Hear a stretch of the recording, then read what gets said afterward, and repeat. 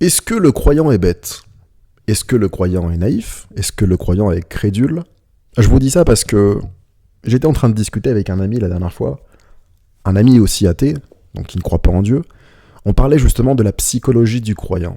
Et lui, il me disait souvent que les croyants avec qui il avait échangé avaient un point commun, c'est que il les trouvait assez naïfs, assez crédules, pour ne pas dire bébêtes. C'est vrai qu'on a remarqué que c'était quand même assez compliqué d'échanger, assez compliqué de débattre avec quelqu'un qui croit en Dieu. On avait beau lui montrer des preuves rationnelles, scientifiques, historiques, souvent ils vont refuser d'écouter, ils vont un peu se renfermer sur eux-mêmes. Même si on parle tranquillement, sans haine, avec honnêteté, c'est toujours très compliqué, et d'ailleurs vous avez peut-être pu le remarquer si vous avez déjà échangé avec des croyants, ce sont des gens qui sont très souvent dans les émotions. Dans cette vidéo, on va essayer de gratter tout ça pour comprendre en fait si ces gens sont vraiment bêtes, naïfs, crédules, ou bien simplement si c'est quelque chose qui est un peu plus profond que ça. Dans un premier temps, pourquoi débattre avec un croyant, c'est souvent mission impossible?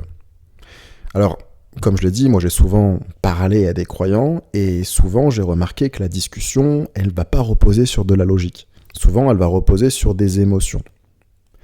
Toi, tu vas venir avec des faits, des preuves scientifiques, des choses concrètes, et eux, ils vont souvent te répondre, même pas souvent, c'est toujours te répondre avec des croyances, des sensations, des phrases telles que « j'ai la foi »,« je ressens quelque chose en moi » ou « Dieu est dans mon cœur », etc., etc. T'as beau leur dire que Dieu a été inventé et que Dieu a été même inventé à l'image de l'homme et pas l'inverse, comme on voudrait justement leur faire croire. T'as beau aussi leur dire que plein d'histoires religieuses ont été copiées sur des mythes plus anciens, et ça aussi, ce sont des choses qui sont vérifiables.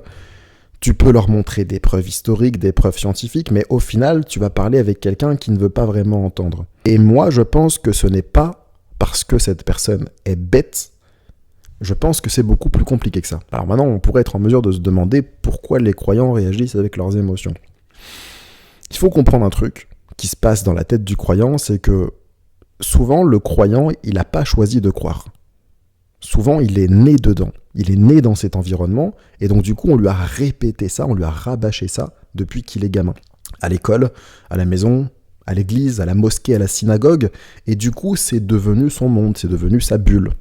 Donc maintenant, imagine, un gars de 30 ans, il a grandi toute sa vie avec cette idée que Dieu existe, qu'il nous surveille, qu'il est omniscient, omnipotent, et qu'il t'aime. Et là, d'un coup, il y a un autre gars qui vient lui dire « Écoute, mon ami, tout ça, c'est faux. Tout ça, c'est du bullshit. » Là, ce qui va se passer en général, c'est une sorte d'électrochoc dans sa tête. Et ça va pas être une simple discussion avec lui, ça va carrément faire un effet de tremblement de terre dans sa tête. Donc le fait de reconnaître que t'as peut-être cru à un mensonge pendant 30 ans, on s'en rend pas compte, mais c'est quand même psychologiquement très compliqué. Il faut une certaine force mentale. Très peu de personnes peuvent remettre en question toute leur vie comme ça, avec un seul échange. Il faudra en général beaucoup plus que ça. En général, le croyant qui va se remettre en question, ça va se faire de manière progressive. Ça va jamais se faire de manière spontanée, comme ça, bim, il entend quelqu'un qui lui dit « Écoute, tout ce qu'on t'a dit, c'était faux. » Non. En général, le croyant va commencer à s'interroger, il va après aller chercher des preuves par lui-même, et je dis bien par lui-même, ok ? N'essayez pas de changer quelqu'un, en général, c'est souvent de cette personne que ça doit venir, si cette personne veut changer. Il va essayer de rassembler un bon nombre de preuves, et il va en arriver à la conclusion que vous avez peut-être raison. Donc, souvent, le croyant, il va être dans ce qu'on appelle le déni. Le déni, c'est une sorte de bouclier mental, c'est un mécanisme de défense du cerveau, qui arrive en fait quand une vérité va être trop choquante, trop douloureuse, votre cerveau il va vous dire non, je refuse, c'est pas vrai, ce que tu racontes c'est pas possible, c'est impossible.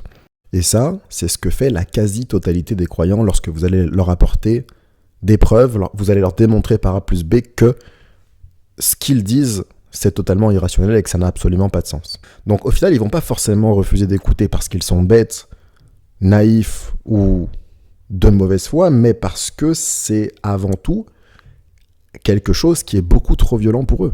C'est un peu comme si demain t'arrivais et tu disais à un enfant que ses parents ne l'aiment pas, comme ça, du jour au lendemain. Même si tu lui présentes une preuve, il va avoir énormément de mal à l'accepter, parce que ça casserait tout son monde intérieur. Alors maintenant qu'on a un peu vu comment penser un croyant, la question c'est est-ce qu'on peut débattre avec un croyant ? Est-ce qu'une personne rationnel peut débattre avec une personne irrationnelle? Alors, en principe, c'est très compliqué, mais c'est pas impossible. Il faut pas débattre avec un croyant n'importe comment. Le problème de beaucoup d'athées, souvent, c'est qu'ils vont aller à la confrontation. Donc, ils vont tout de suite attaquer le croyant. Le croyant va se sentir touché. L'ego du croyant va sentir que tu l'attaques, et donc, forcément, il va se défendre. Et l'ego, c'est quelque chose de très fort. C'est un peu l'image que tu as de toi-même. Et donc, si demain, tu dis à quelqu'un, tu crois à n'importe quoi, tu es irrationnel, tu es bête, eh bien, il ne va pas t'écouter. La priorité absolue de cette personne sera avant tout de se protéger.